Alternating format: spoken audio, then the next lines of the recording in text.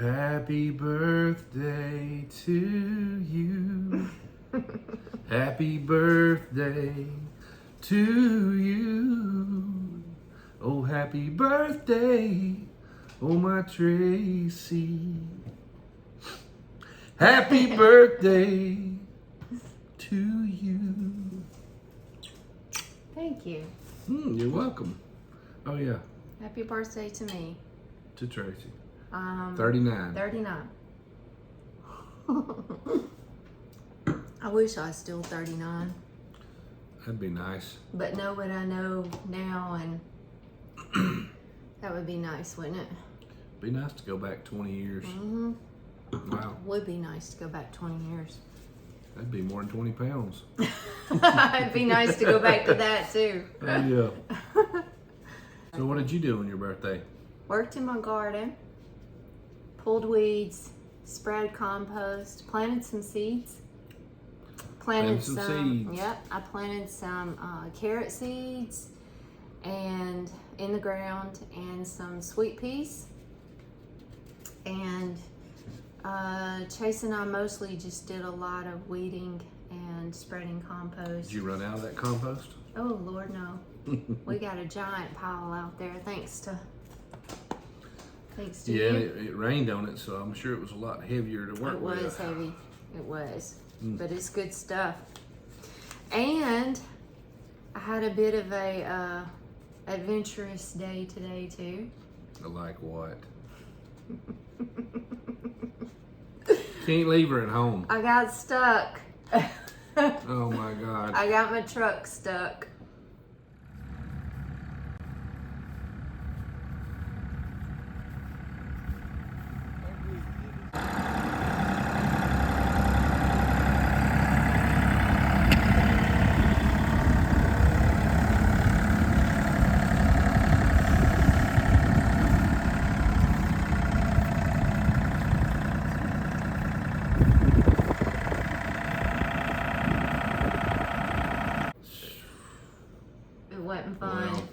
It wasn't fun. So Chase and I ran over to Jean's sister Jewel, and if you've been with us for very long, you've met her on one of our videos. She bought some land just down the road from us to start their farm when she's able to retire. And she currently lives in California. yeah, she's still in California right now. So we went over just to check on her land, and we had to meet somebody there to do some stuff. So I got stuck. Her little shed building was open, and I pulled up to shut the door, and it looked like it was just grass. It just looked like grass. It has been raining cats and dogs last week and the day before she did this. Well, anyway, I turned around and I just got buried. I mean, we just like stunk. And I was buried. So I called Gene, asked him to come get me. And then what happened? Oh, I said, great. Okay, so. Yeah, he wasn't very nice about it. So I go over there in my vehicle and I get stuck. Then we managed to get, it's like 30 minutes before dark. And then I get unstuck, and then we all drive home. Load up my trailer, tractor, then I get stuck in my yard. And then I have to, anyway, made it over there. Story. Got the tractor over there, got it unstuck. How long did we spend on that? Like 2.5 hours? Yeah, something like that. 2.5 hours wasted. And now my truck is caked Brand new truck. in mud. So I'm breaking this truck in real good. Yeah, we're really gonna have to come up with a name for this truck, because I know. It's really had some excursions. Yeah, it's a brand new truck. Yeah, got it for what, a little over 2 months ago. It was before the wedding. Yeah. The wedding was our son's wedding was in November. And so about a month ago, Chase and I were coming home from hunting. I went to pick him up. I worked all day, and then that evening I went to pick him up, and we was on our way back, and down the road from our house, it's just like a zoo. There was deer everywhere. You have to go slow just to watch for them. Long story short, Chase and I were watching these 2 bucks on the left side of the road, and we slowed down a little bit, and then we started going back cautiously, and I thought somebody was coming through the side door on the passenger side, and Chase nearly got rammed by something. It was a deer, but I don't know if it was a buck, doe, and I was so shook up when I got down the road, pulled over and looked, and it bashed the whole passenger door in, the back seat passenger door, all the way down the back quarter panel was destroyed. And we ain't even paid our first monthly payment yet. And it didn't even have just barely over 1,000 miles on, yeah. 1,500 miles on it. So with all the COVID thing and getting things fixed, the big delay in it, it took a while to get. We just got it back. Yeah. Like they just took it. I don't know. Anyway, we just got it. They had it for about 10 or 12 days. And then I go and get it stuck. Oh my gosh. Well, we didn't even introduce ourselves. Who am I? Jean. Okay. And I'm Tracy. Yes. And this is Just Dig It Farms. And we have 18 acres. We are in central Alabama, and we've been here about 5 years now. Mm-hmm. When we bought this land, it was just, nothing was here at all. Nothing. That's correct. It was just pasture. And our land's half pasture, half wooded. And the wood part is amazing. The creeks, springs. It's got live oaks. Old hardwood forest. Spanish moss hanging from it. Yes. It's just gorgeous. It's beautiful. We love it. It's a blessing. So we've been the last 5 years, actually 7, because we lease purchased it for 2 years. That's right. Before we actually bought it. So for the past 7 years, we've been working on developing our dream farm. Developing. That's a good word for working hard. Working really hard on building our dream farm. We've always wanted a farm. We've always wanted land. I've always wanted just gardens everywhere and every animal I could get. And now we are working on making it all come true. One step at a time, right? Mm-hmm. I gotta tell y'all, I've got this, you probably can see it, I don't know, I try my very best to hide it, but I've got some kind of weird thing going on with my face and my neck. It's like hives or a rash.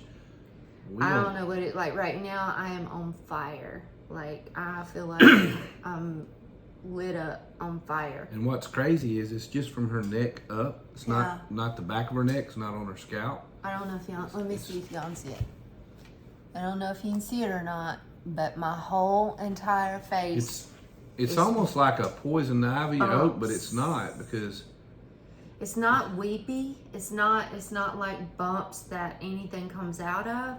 It's like knotty bumps, and they're just all over from here, all up, all in my eyes. Like my eyes, I wake up, my eyes that's only shut. You've only had it, what, 2 weeks, maybe 3? No, I've had this. I've had this since the wedding.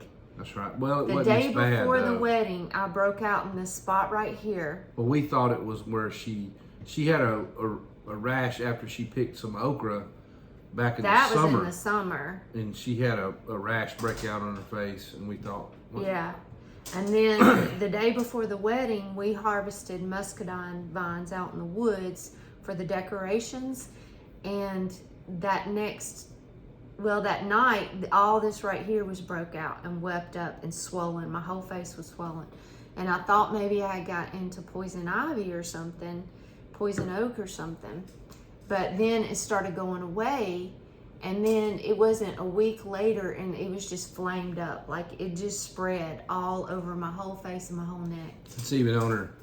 Yeah, it's on my hands like, a little bit. They're just real red and burned.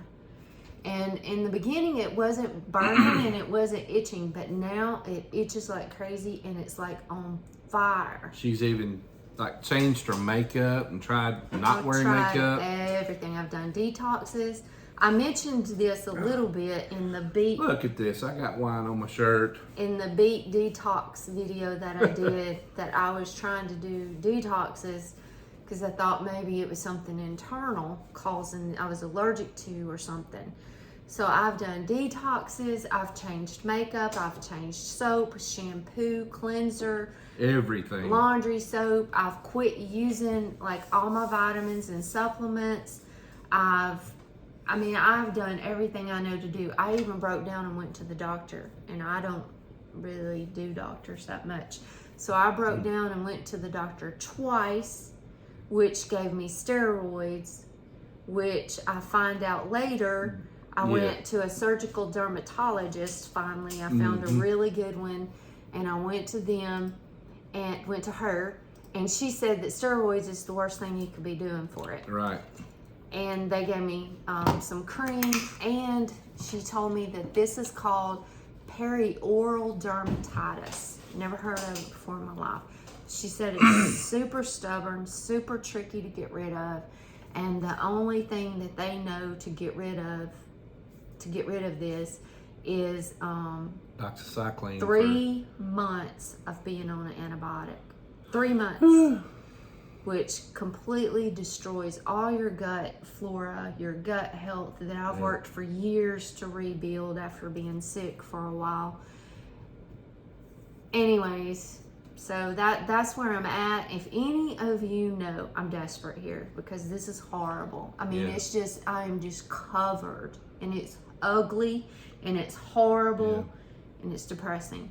But if any of you know, have heard of this, or know anything about it, or how any like natural remedies. We've heard rosacea. It's not that. Psoriasis, eczema, all those. And Could it's not be some that. form of eczema. Yeah. It's not shingles. I thought it was shingles at first. It's not that. She said it's perioral dermatitis. So which starts around your mouth. So I don't even know what it is really. I don't know if it's like something with something internal. Yeah. But it's funny that it's just from here up. And anyways, if anybody has any suggestions or knows anything about this, knows any kind of natural remedies, y'all put it in the comments and let me know. I am in desperation mode here. Yeah. Desperation. Anyway, enough about that garbage. So let's talk about what all we've been doing, what's been going on the farm, been going on in our family, and let everybody know. Well, before we get into that, I want to say, remember Tracy, be praying for her, because I know it's a lot on her mind, thinking about this on her face. I know it's a big deal, and if y'all would just pray for her. Also, I wanted to mention, a lot of you guys know my father. He is really going through a rough time right now. They just diagnosed him with Parkinson's disease. We just found out today. And possible other things with the mind and different things. And he's been going through a lot of tests here lately. He's lost 30 pounds. And what's crazy is, like, last year, my father and I, we do a lot of deer hunting together, and he's 76 and he still climbs tree stands. He was four-wheeler. He was doing everything, walking through the woods. And just on the video back in the summer, he was out here with a tiller in the heat of the summer tilling. Well, at that point he had an episode, fell out. We thought it was possibly a stroke. From that point on, it's just been downhill. It's hard to walk. His mind a little, but anyway, y'all just be praying for him too. He's got a good report today. Went to the doctor. They gave him some medicine, and it's really helped. But he's having a lot of pain with his back and kidneys and stuff. So just be praying. Really suffering. Because my mom and dad are really praying on what to do, but we really are trying to get them here. And put them a place here on the farm so we can take care of them and keep an eye on them. They're possibly going to sell their house, and a lot's going on. Also, my youngest boy, Chance Forrest, him and Renee, that had the wedding here, they are moving to another base close to us. Very close to us. Soon. I'm super excited. Yeah, they're going to be here next week. And they'll be here for a little while, and then I'll make a trip with them to where they're going. And we're not really allowed to say where he's stationed. It's military stuff. So I'll be making a trip with them and helping them get moved in. Yep. And then Gene will come down and on the weekend and get us and spend some time with us. So Chase and I'll go with them, help get them moved in. Gene will come down. Well, he's going to get to stay here for about a week. Yeah, they'll be here for a week. Yeah, they'll bring Finn. So we're excited. We've got the camper set up already out here. Yep. With the power and all, so they'll... It's always a good day when your baby comes home. That's right. And my new girl. That's right. We're excited about that. Glad to have another girl here. Yep. We're excited. We're excited to see them. And it's crazy. I also want to mention that I think everything's contagious. Like my sister's moving from California now. Now Jeff and Monica, Renee's parents, are looking to land in Tennessee. Yeah. Renee's sisters, Sam and Jeremy's already bought property and a house. I think they have. In Tennessee. I think that's right. And like the whole family's like trying to move out here. So we're excited because, you know, they came out and experienced the farm life with their kids and loved it. They like the South. They're from California. Come to the South. Yeah. Yeah, we're excited. Our whole family's moving closer That's to right. us. And talking about Gene's mom and dad, we're trying to get them moved here. My mom's also considering moving here, so we're just looking at all options what's best for our whole family, so that Gene and I can be able to take care of our parents and provide for them. and help I really them believe as much that's as we can. one of the main reasons why God gave us His farm. Oh yeah, this farm is. I knew when God gave us this farm, we prayed for years for this place, and soon we'll be giving our testimony about how God miraculously worked it out, because it was absolutely impossible for us to get this place. It was impossible. And God worked it all out and made it possible. We're going to share our testimony about that soon. We're just waiting on the right timing. But when we were praying for this land and God blessed us with this land, I knew in my spirit that this land was not just for us and just to meet our needs, but God had something greater in store. And He's, you know, somehow He's going to use this land to help people. So we're excited about what all God has in store for us. We're excited about it. Okay, so I've been wanting to do like a podcast, but I'm not really ready to do a podcast because we don't have equipment. We don't have, like, we're just not at that point yet. And when we were at Jason and Brooks, that's one of the first things Brooks said was, you should be doing a podcast, a garden show, and answering questions. And I was like, well, you know, I've been wanting to do that, but I just don't think that we're quite ready for that yet. We don't have the equipment or the setup. So what we're thinking about is maybe just doing like a vlogcast, maybe once a month to begin with, of a Just Dig It Farms garden show. And we're going to call it Let's Dig In. Yes, let's dig it. So, because a lot of y'all send me a lot of questions, and I try to answer them all on the comments. But I just thought it would be fun to do a garden show and answer your questions. And hopefully, I've talked to Jason at Petals from the Past, Garden, Nursery, and Farm. He's my old boss that I worked with for years and years, and a good friend of ours. And he would like to do the show with me, so I've got quite a few people that I have in mind that could be like a guest on our garden show. And anyway, we're just shooting around the idea of doing this. If this is something that you guys would like or be interested in, y'all let me know in the comments. Let us know if this is something that y'all would be interested in watching. we can't do live out here. Like, we don't even hardly have internet out here in the sticks. Oh, heck no. It's horrible. It's horrible. I have to drive into town to upload videos, to do anything. So it's, there's no way to do a live out here. But I'm thinking like once a month we could just do like a vlogcast and a garden show and answer you guys questions. So y'all can send us questions that you have about us, our farm, our family, garden questions, whatever, and we'll do our best to answer them.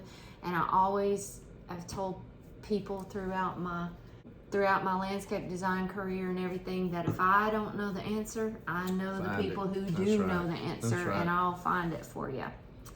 So, well, the good news is this fall we will have fiber. Yes. Blazing fiber. Thank God. From our provider, our power company, and it's going to be amazing. Because we'll be able to get a lot of work done. You don't have to drive to town to what upload. Normally would take somebody 15 minutes takes us. Well, you got to drive minutes. there, but you got to drive there. But even with you working, yeah. like it takes what normally would take somebody 15 minutes, we're going to spend 45 minutes trying to do it because of the internet trouble. But anyway, it's all good. Good. I would, it's worth the trade-off to live out in the country. Oh, to yes. me. Yeah, I'll take this any day. Yes. Any day than to live in the city. It's just not for us. City life ain't for us country folk. I'm not a shitty slicker.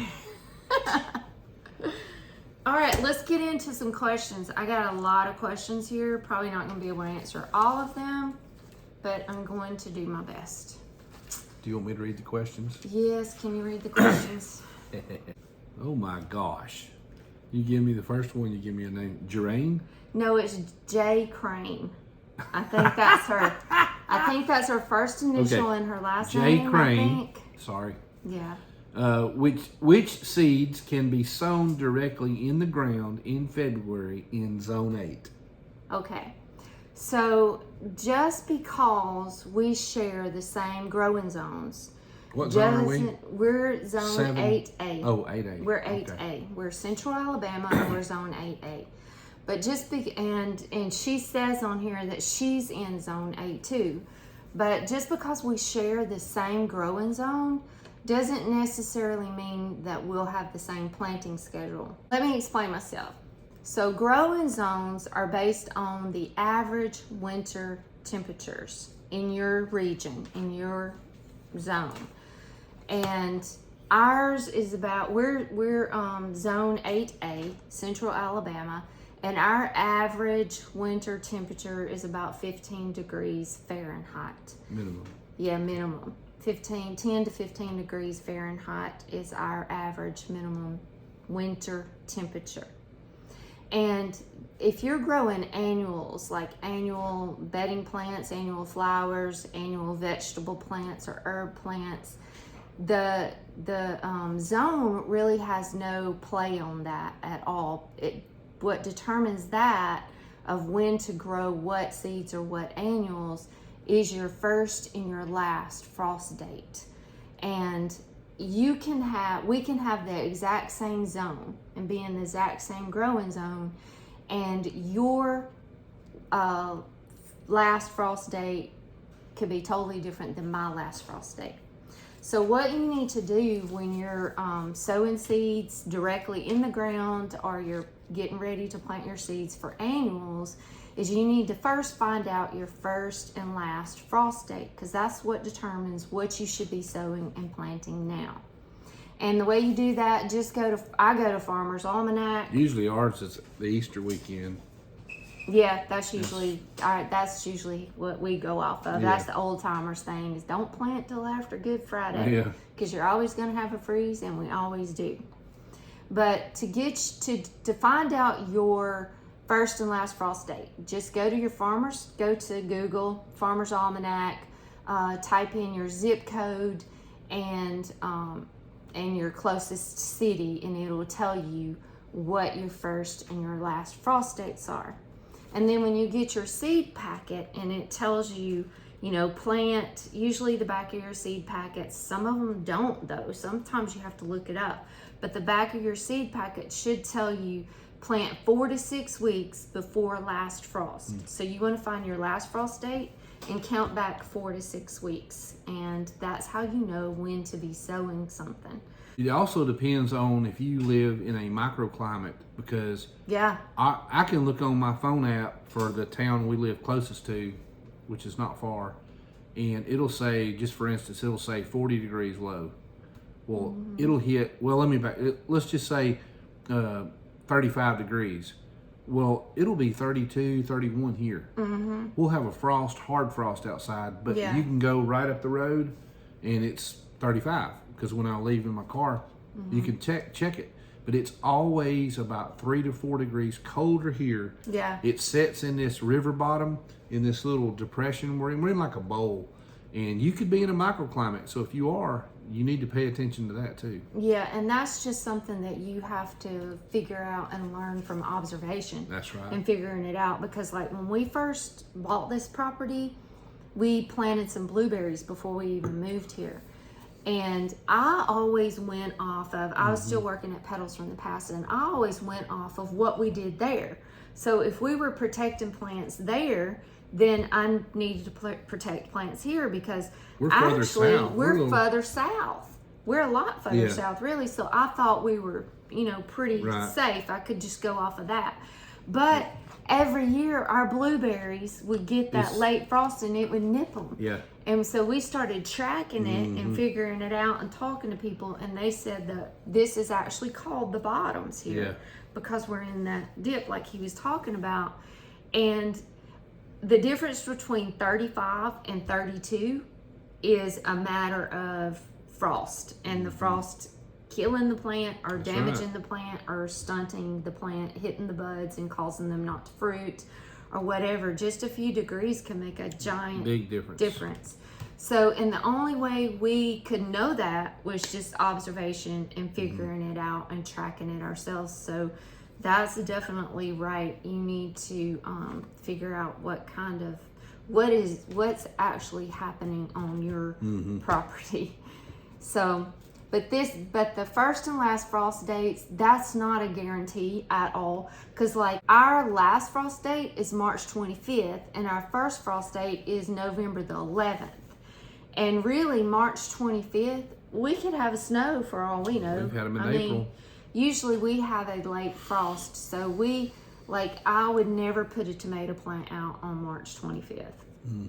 My rule of thumb that we stick to is after Good Friday. We did one year. We planted a bunch of tomatoes, and we had to go out there and cover them up with buckets, and it was a nightmare. Yeah. So this is just a guidelines to kind of give you some direction of what to do. But so what this also shows me is from March 25th to November the 11th, I have 230 days of a growing season, which is awesome. And then if you count the greenhouse, you got because we can grow a lot of food almost year round. Really, we can. So it's pretty exciting. That was a long question. Well, I still hadn't answered it yet. Oh. The question is which seeds can be sown directly in the ground in February. So let me just tell you what I'm sowing right now. Today, I sowed some carrot seeds in the ground directly, and some snap peas, English peas, sweet peas. You can sow those right now. Turnip seeds can be sown right now. Rutabagas. Let me think, what else? Beets, radishes, mustards, spinach, chard, and things that is time to plant right now is asparagus. Yeah, potatoes. It's time to get our potatoes in the ground. So my window of the best time to plant potatoes is the middle of February to the end of February. And my potatoes are chitting right now. Watch your mouth. So that just means I've got them laid out and they're getting their little sprouts on them, and then I've got to cut them and let them heal over, harden over and then I'm gonna get them in the ground. I just got that bed ready, so I'm about to get those in the ground. So you can do your potatoes right now. Asparagus is right now. I'm hoping Petals is gonna have the asparagus crowns when I go this weekend. Onions, you can do the onion bulbs and starts. You can be putting those in the ground right now. Yeah, I think I said chard. Spinach, turnips, peas, mustards, beets. There's a lot of things you could be sowing right now in ground. Just directly sow them in the ground. Question number 2. Soil. She mentioned... oh, no. This is soil that I mentioned. I had a lot of people ask the question about what was the soil I was talking about in my seed starting video. Berger.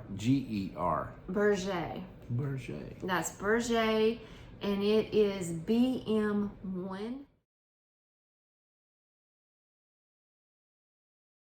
And it's a potting soil mix that Petals from the Past uses. Yep. And they use it on everything. They use it to start seeds, to bump up all their plants. Everything is pretty much grown in this soil. And I really like it. It's not necessarily a seed starting soil mix, but it's really good stuff. And I like it because I can buy that huge bale of it. compressed bale, and it lasts me a really long time, and it's like $30. So that's the one Champ pissed in. Yeah, he does that to Puts me a little quite ammonia. often. Yeah, he puts He a does little that. ammonia. There's no telling how much stuff I've picked up with Champ's pee on it and didn't know about it. Got to train him better. What I did want to mention too on that is Hoss Tools has a premium seed starting mix, and I've never used it, so I don't know. Like, I can't tell you for sure and absolute how wonderful it is, but I've seen the things that they've grown in it, and it looks like it's really good seed starting mix. So. And the mat, did you tell them about the mat? Oh yeah, we got a grow mat. Temperature mat. Yeah, temperature grow mat. You can adjust it. It's got a thermostat on it. Yeah. It's pretty cool. You can set the temperature to keep the mat at, because like some things, like tomatoes need 80 degrees. About 80. 78 to 80 degrees. Different seeds to get them germinating quickly. Yeah. And it's got a little probe where you can put it down in there and it'll tell you the temp. Tell you the temp of the pretty cool. seed tray. It's pretty cool. But even on the mat, it's like the whole, I'll show you guys a picture of it. I'll put it up here. But on the mat, it tells you like tomato 80 degrees. Yep. Like Peppers, da-da-da. It's like a cheat sheet that you can follow. So it's very cool. I've always wanted to have that, and I've never invested the money in one. We're gonna get some more of those because we need more. Like, my seeds are germinating super quick. Makes a difference of a week, really. If you think about it. I love it. I really do love it. Okay. So y'all check it. Well, let me tell you. Yeah, go ahead. Y'all check out in the description below this video, there's a link for Hoss Tools. Y'all go check them out because they have everything. Quality. And American made. American made, Southern company. They're out of Georgia, and they've got like top-notch tools and equipment and seeds. They got some awesome seeds. Oh, yeah. That's where most of my seeds have come from. So y'all go check them out. Right. We got a question from Terry Lynch. Can you use seeds from previous years? Do they lose nutrients? Okay, you definitely can use seeds from previous years. And they don't necessarily lose their nutrients. They do lose some of their germination rate. And some seeds, lose their germination. It goes away a lot quicker. Like lettuce seeds, about a year probably on germination, but they just lose their potency in germination. The viability of the seed lessens over the period of time. But I've got seeds in there from like 2010, 2012, and I still get some germination out of them. I don't get 100%, 50%. I may only get a couple of seeds that actually come up from those. But like you said the other day, when you do get a seed come up, you can actually take seeds from that plant and then you multiply again. Exactly. And then those are fresh. So. Exactly. So they don't lose any kind of, the food grown from old seeds or previous year seeds doesn't lose any kind of nutritious value or anything like that. And seeds, there's some seeds that, I mean, you can save seeds for decades. and they'll still be viable, they'll still germinate. So don't throw away seeds, and definitely save your seeds and use them the next year and the next year and try them. But what I do, like any seeds that are old, I'll take a tray and I'll just sow like a whole half of the tray and expect a fourth of, expect about a fourth of it to come up, if any, and I'll test it. Now I'm not depending on that seed. Right. Like, I make sure I've got something else as a backup a lot of times. If it's really old, you'll miss your planting window. You'll miss your window. Yeah. So that's how I do it. Now, you can test the viability of your seeds by, you take a paper towel and you moisten it, and you take about, just say like 10 seeds, put in the paper towel, put it in a Ziploc, leave it in there for like 10 days, and see how many of those 10 seeds actually, start getting their little tail on there and germinating. And then you can figure out the germination rate of that seed and if it's actually viable, if you don't have the space or the time to just test it like I do and just sow it and see what happens. Now, one thing to think about, okay, if you're saving your own seed, like your okra seeds, or you're going out and you've got your okra planted and you're saving those seeds to replant next year. One thing you need to keep in mind is, are those open pollinated seeds or are those hybrid seeds? Now, if they're open pollinated, then when you take that okra or tomato or whatever and you replant it next year, you're going to get the same exact thing that you had this previous year. It's going to have same characteristics, same flavor, same everything.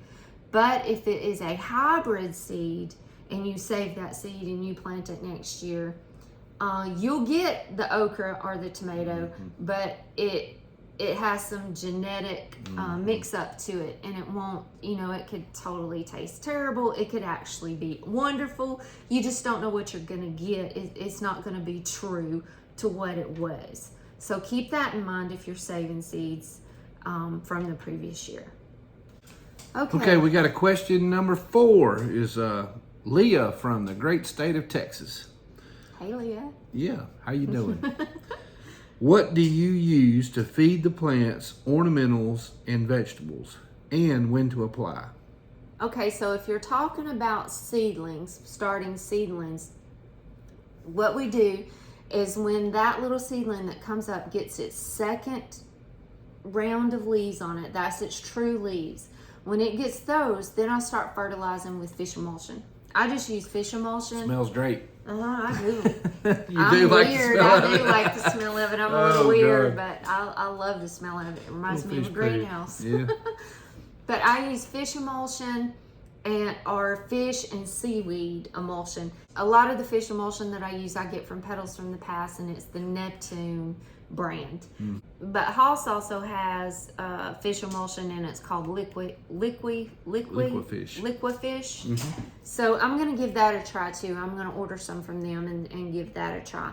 But that's what we use. We use the fish emulsion, and I use that about once a week or about every other watering. I'll use it all the way through until I transplant those to the ground. And then once they're in the ground and in the garden, I use fertilizer specific to what that plant needs. So and I use organic.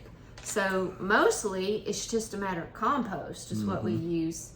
But like tomatoes, I use tomato tone. Bulbs, I use bulb tone. Whatever it is, it's Espoma. It's the brand name, and they make all organic products, and I use a lot of that. Now, if you're you mentioned ornamentals too, and that is a whole video in itself, because everything in my garden, a lot of it all requires something a little different. So like roses is a whole nother video. I've gotten in trouble many times Yeah. where I'll put out some fertilizer or spray or neem oil or this or that, and liquid copper, she'll come over, what are you doing? It doesn't go on that. I'm like, okay, we need to put a sign. But Leah, what I'll do is I'll make a video and talk about what I fertilize the plants with, or else you know, this could take up an hour sitting here going over all of that, because I do something a little different for all the different plants because of their specific needs that they have. How do you handle, who's this? It's always something around here. That's the name of their YouTube. Oh, okay. It's always something around here. Okay, I thought she was just saying that. Okay. How do you handle succession gardening, sowing seed, and planting in the garden? Okay, I haven't quite got a plan for this, believe it or not, because I have a plan. I have a plan for everything. Slacking. You are slacking. I'm like, I over plan really, but like I'm really detailed. And I really don't have like a good plan for my succession gardening. Basically what I do, if you haven't seen my video about my little seed plan that I've developed, what I basically do, y'all go check it out, but what I basically do is, like, on my card, I have for March, what's wrote on this card that I need to be sowing at the beginning of March, the middle of March, and the end of March. Well, what I do is, like, if I'm sowing tomatoes, let me just read my thing here so I don't have to think about it. If I'm sowing beets in early March, then probably the 1st of April, I'm going to sow some more beets. And I've got that wrote on my cards to, like, sow some at 2 to 3 week intervals. And then I've got my succession planting really done. Because what is succession? Succession planting is when you sow different rounds at different times of the same thing, so that you're harvesting for a longer period of time. Okay. So, like squash, you know, I'll plant some squash, and then 2 or 3 weeks later I'll plant some more squash. Yeah. Because I want that to keep going for as long as I can, and that's what succession planting is. And I really don't have a good plan. I just kind of write on my card to sow those seeds every couple of weeks.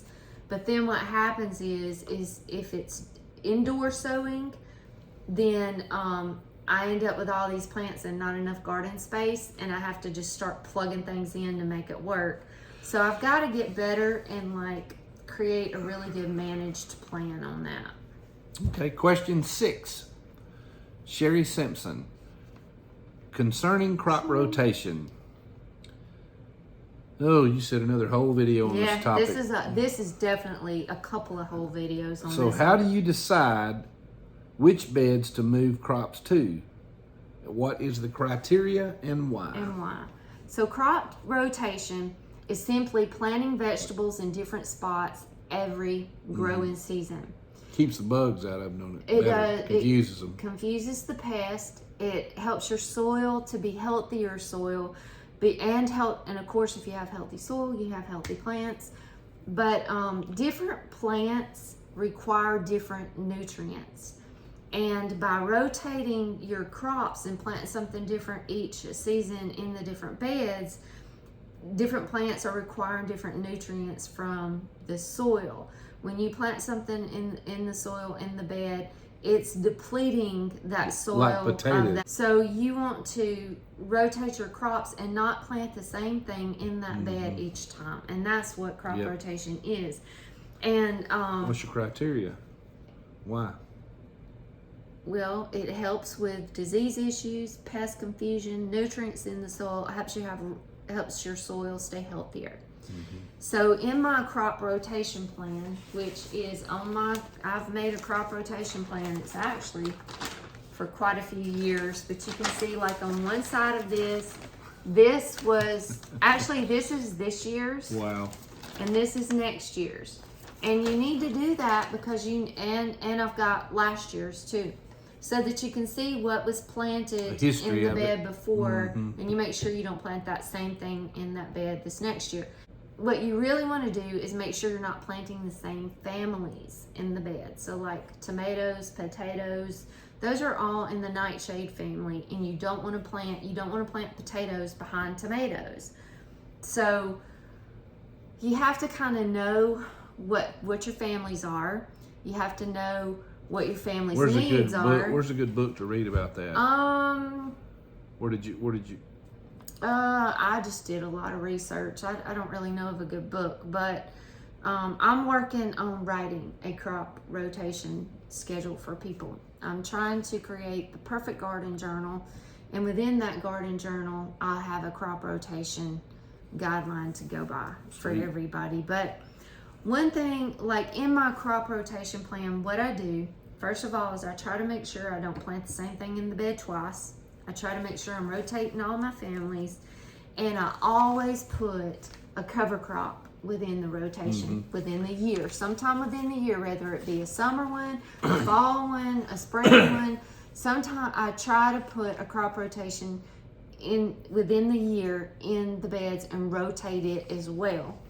And that, what I plant in that bed for the crop cover crop is based on what was in the bed before and what's going to be in the bed after. And an example of that is last year in our sweet potato bed, we had wireworms get all of our sweet potatoes.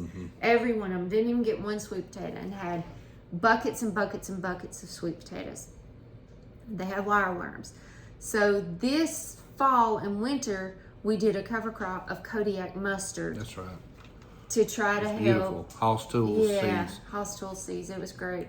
But to try to kill any soil-borne pathogens that's in there and pests. So I'm hoping that that's going to help. But I'm also not going to plant my sweet potatoes or tomatoes in that same bed as well.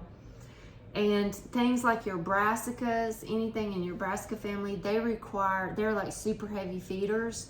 So before I plant a bed in the brassicas, cruciferous vegetables, I try to run a cover crop of something that is a nitrogen fixer. So you have to do like we did some homework. sun hemp. We did some sun hemp and some rye, different things in it. But I'll try to work up a video more on that topic. That's a big topic. Question number 7. Are you ready? I'm ready. Brenda Alexandris. I hope I didn't mess up your name. Hey, Brenda. Hello. 5 herbs. What? 5 herbs, vegetables. Oh, 5 herbs, vegetables, and flowers to sow indoors before planting outside.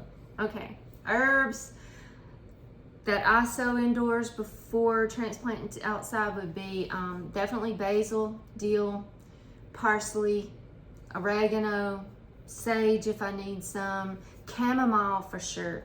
I love chamomile. What's that chives, one? The toothache plant. Feverfew is one. That's an annual, and that's a toothache plant. Yeah. I just like the little flowers mostly. Flower. But those are some herbs that you want to sow indoors before you plant outside. What about vegetables? Vegetables. Well, if you're talking about cool season vegetables, broccoli, cauliflower, Brussels, cabbages, collards. Now, a lot of people direct sow collards. I've never ever had luck with that, so I always sow them indoors and then have plant starts and transplant. What type of flowers? Well, hold on a minute. We Oh, got to talk about warm vegetables too. The warm season vegetables, tomatoes, cucumbers, peppers, eggplants, squash, melons. Now, squash and melons you can just direct sow outside, but I always start them. I always get them started. They have just a better chance around here. Right. We have a dog that likes to run through everything. Champ thinks the ground's a trampoline. Yeah, he does.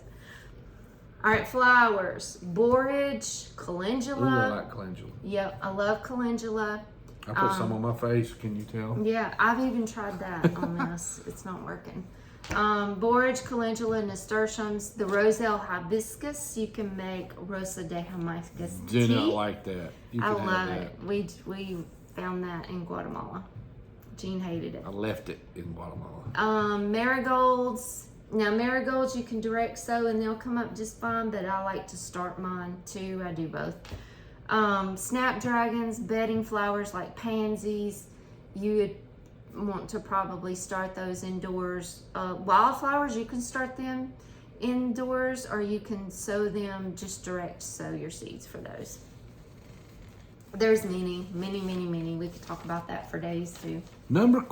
Question number 8 comes from Mary Sellers. Mary Sellers. Hey, Mary. What grows best in pots? What flowers are edible? Okay, if you can only container garden, I would say herbs. Most all your herbs grow great in pots, and I like to do a mixture of herbs and make like this big beautiful herb pot. Will the water fountain flood? But some of your herbs like rosemary, that's going to get big in your pot and that's going to take up most of your pot. So I would do like a rosemary, maybe like a trailing thyme or something with it. I don't like pots with just one thing. I like them to just be whew. So herbs, all your herbs pretty much do great in pots. You can grow potatoes in pots, but they got to be like bigger pots. Yeah. But like those grow bags, Hoss has some of those grow bags. They have smaller ones and they have ginormous ones. But you can grow your potatoes in these, but grow bags are in pots. I took some big black plastic container pots that I had bought a couple of trees in and grew potatoes in them. And then it's super easy. All you have to do is just dump it out and there's all your potatoes. We did that one year. Last year. We grew some potatoes. Well, even when we lived in up in Chilton County, we had some wire, and we just had round wire, and we kept just layering it and with pine straw, and man, we had some potatoes in it. Yeah, you can definitely grow potatoes in pots. You can grow peppers.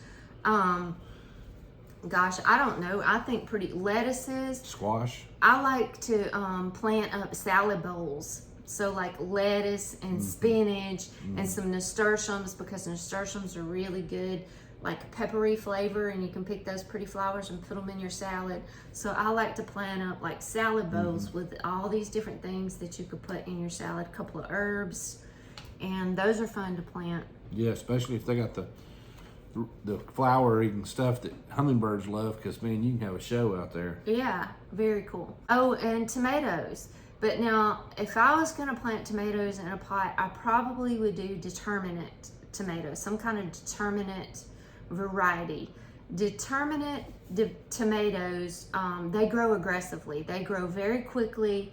They grow to about 4 to 5 feet, and then they pretty much stop. They're more of a compact grower.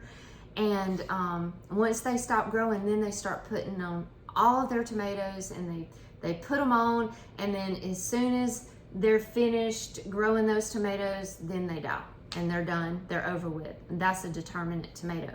And the way I remember that in my head, they're determined. They're determined to grow all the tomatoes that they can and be done with it and move on to something else. Yes. So that's a determinate, and they're more compact, so they're probably the better tomato choice for a pot. What's their opposite? Indeterminate tomatoes. Indeterminate tomatoes grow as long as the growing season will allow. They'll just keep on growing, and they're more of like a vine. They get really, really tall, and they'll just keep on producing fruit. Now they're gonna need staking. And like most of your cherry tomatoes are indeterminate varieties, but you could put a stake in a pot and grow your tomato on that, and that's pretty too, because that makes like your showpiece of your pot. So you definitely can grow tomatoes. Now, edible flowers, gosh, there's a lot of edible flowers. Flowers that you wouldn't even consider to be edible are edible, like daylilies. Daylilies are edible. Did you know daylilies are edible? During the day, but not at night. The whole plant of a daylily is edible. Tracy one time made these sugar cookies and put lavender in it, and I thought, she said, try these, and at first it was kind of like tasting perfume or something, but then it'll grow on you because they're really good. Really good. So lavender blooms, nasturtiums, like I talked about, and they have like a peppery flavor. Dandelions, of course. Gosh, dandelion is like the plant, the whole plant. Medicinal, high medicinal properties. Dandelion flowers in a salad is perfect. Borage is the little blue flower. It's honeybees and all bees love borage. And it's a little blue flower, star-shaped, and it has like a cucumber flavor to it. Pansies and violas are Roses. used a lot. Yep, roses. But pansies and violas are used a lot to candy and use on cakes and stuff. Roses are edible. Just keep in mind, if you're gonna eat or use your rose petals, make sure you're not spraying with some kind of synthetic chemical. Just about all your herb flowers are edible. Any herb that flowers, a lot of those are edible. Even some of your vegetable flowers are edible. Broccoli flowers are edible. Squash blossoms are edible. A lot of flowers are edible. So question number 9, Terry Lynch. Tips on growing hydrangeas Tips on growing hydrangeas. and pruning. The southern shrub hydrangeas. Hydrangeas like morning sun and afternoon shade. If they're in full blazing sun in the afternoon, they're gonna just suffer and struggle, and you're gonna have to water them all the time. They like morning sun, afternoon shade.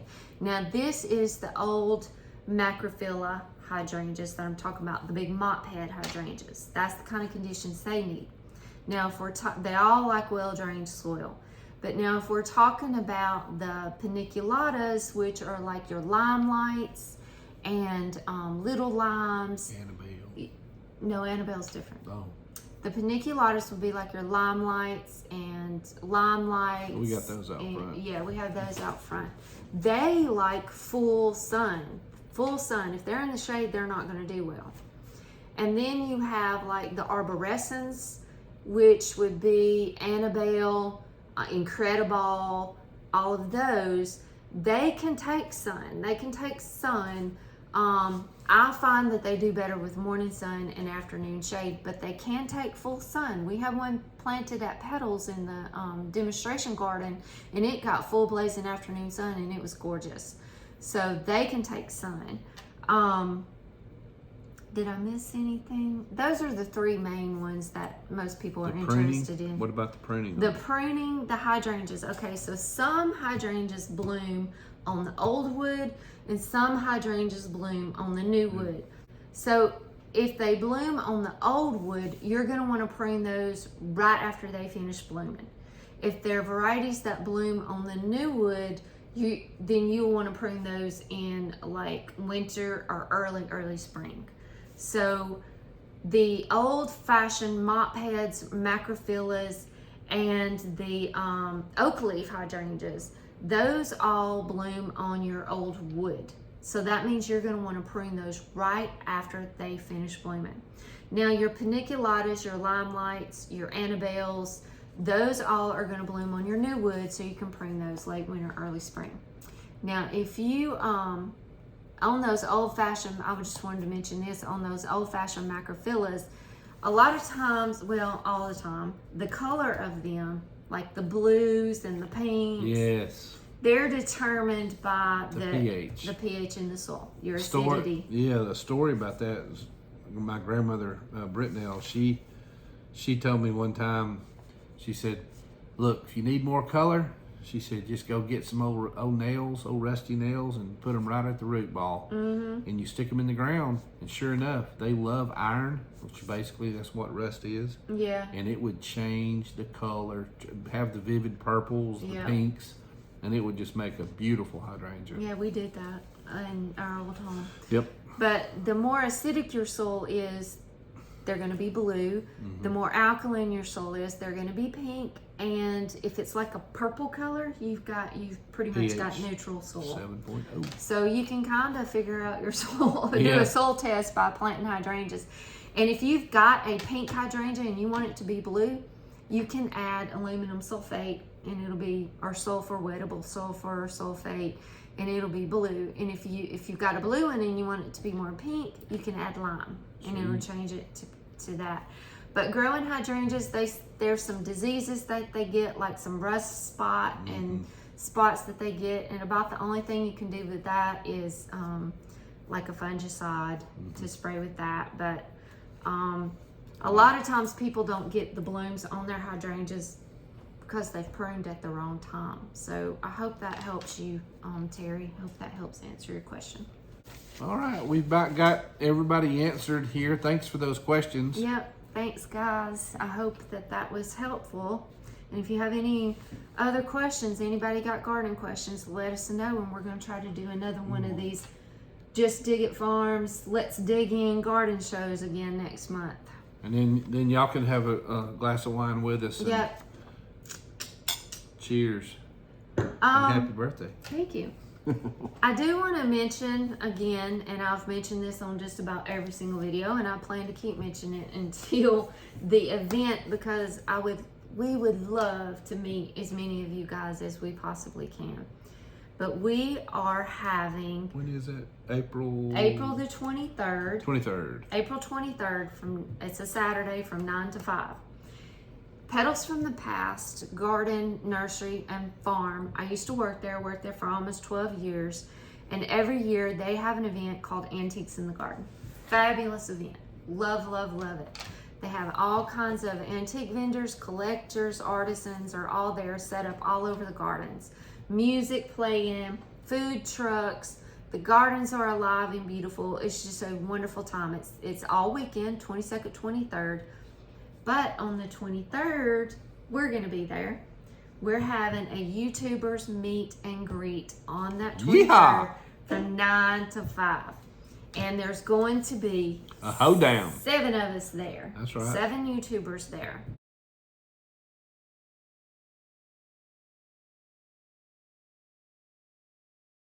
So it is Jean and me. And me and Jean. Me and Jean. It's us. We're going to be there. Yep. And Cockheel's going to be there. Jason Brooke. Jason and Brooke, possibly Mary Carl. Haven't heard yet. They're going to be there. And speaking of, Moo Man won't be there. No, I don't think Moo Man or none of those. He won't Peaches. be there. I don't think any of those. No, he's got guys to will be protect the farm. coming. But speaking of Cog Hill, a lot of you guys have joined us in just the past couple of days from Cog Hill. Yes. They mentioned us on one of their podcasts. I've been helping them with their orchard design. Yep. We went over there and spent a little time with them, and they're way too kind. Yes. They said really kind words about us. But anyways, thank you guys so much for coming over from Cog Hill. We were so grateful that they sent you guys. Thank you so much for joining us, and just welcome to our channel, welcome to our home, welcome to our family, welcome to our farm. Welcome. We're glad you guys are here, and we love Jason and Brooke. Cog Hill, we love them. They're going to be at the meet and greet. And the Cattywampus? Cattywampus is going to be there. That's Jason and Lauren. They're an awesome couple. We met them at the Homesteaders of America conference. They have goats and gardens and all kinds of donkeys. Soap, great soap. I use the soap. It's awesome. Yes, they got really good soap. Y'all go check out their website and go check out their YouTube channel. It's Cattywampus Acres, and they're really awesome. Yes. We love them. We're going to visit them hopefully in May. Yeah, I'm going to get some pointers on how to grow some pigs. Pigs and goats. We're getting right. goat pointers too on how to better tend our goats. Let's see. Naked Hog will be there.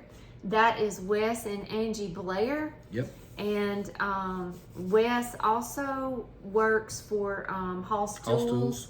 And we love Wes and Angie. They're really they're actually looking to move too. Yeah, they're looking to move here too. We're just everybody come on to Alabama. Come on to Bama. Anyway, Wes and Angie's going to be there. We're excited they're going to be with us. The Junkin lady. Kayla Friday with Little Cahaba Junkin's going to be there. She does antiques, and Holly Miner with Simply Lake and Lace. Yep, she does all things decor and home and family, and Holly's my sweet friend. Hall's Tools is going to be there. Yes, Greg and Sheila. Greg and Sheila Key's going to be there. Awesome. We love the whole crew at Hall's Tools. We love them. They're awesome people. Yes, row by row. We love them. Yep, they've got a great show called the Row by Row Garden Show. Great info. And a great company. And Sheila does, I think it's Tuesday nights, she does like a little cooking. It's only like a little 5-minute clip. of what she's cooking in the kitchen from her garden. Yes. So that's pretty good. I'm learning some really good tips from her. I want to get better about coming up with different ways to prepare all of our wonderful healthy produce, and I've been watching all of her stuff really, and she's got some really good stuff. But they're all going to be here. We missed somebody. Who did we miss? Did we? Us, Cog Hill, Cattywampus, Naked Hog, Hoss Tools, Kayla Friday, Holly Miner, and then Good Life Farm. Her name is Constance. She has a YouTube channel, and she reached out to me and said that she's going to be there. She's up in Huntsville, I think, North Alabama, and she's got a really cool channel too, so y'all go check her out. But she's actually coming to the event on this Saturday, so she's going to be there with us too, and it's really going to be cool. We're going to have a good time. I think it's going to be really cool. We're really excited about this event. This is our first meet and greet that we've done, and we've already had great response. A lot of you've already sent us messages saying you're coming.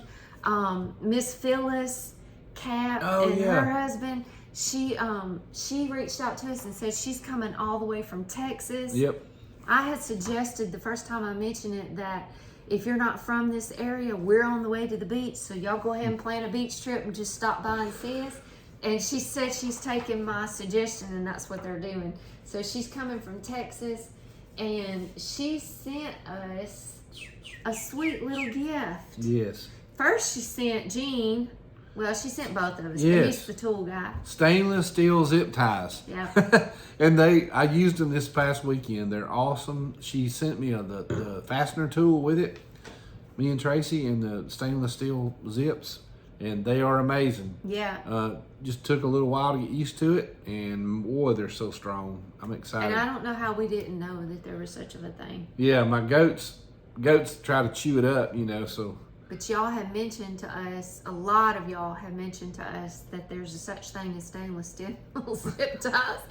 And for some reason we didn't know, and we used these plastic ones and they just were coming apart. So Jean took our sweet gift from Miss Phyllis and went through and redid everything, which is awesome because now they'll last forever, right? Won't they last forever? We're hoping and praying. But Miss Phyllis also sent me this. For our sweet goats. Isn't that cute? Looks like Bo. Yep. Thank you, Miss Phyllis. But we've got a lot of people told us that they're coming, and we're excited about it. And Jason at Petals from the Past told me that there's a lot of people registered. So we're stoked. It's going to be a fun day. And if you can come, please come. Saturday, April 23rd from 9 to 5. We'll be there all day. Yep. You might want to come a little early, too, because there's one way in and another way out, but it's always crowded there. It's crowded there anyway, without any YouTubers being there. It's always a crowded event, but we would love to see you guys. Okay, this has probably turned out what was going to be just a 20 or 30 minute let's dig in garden show. It's probably turned into an hour or more now. Well, it's your birthday and you only have one a year, so. And I'm a talker, and if we're talking about gardening, I can talk to you for days and days. Hey, just dig it. Just dig it. Thanks for hanging out with us, guys. We'll catch you all in the next video. Adios. Adios.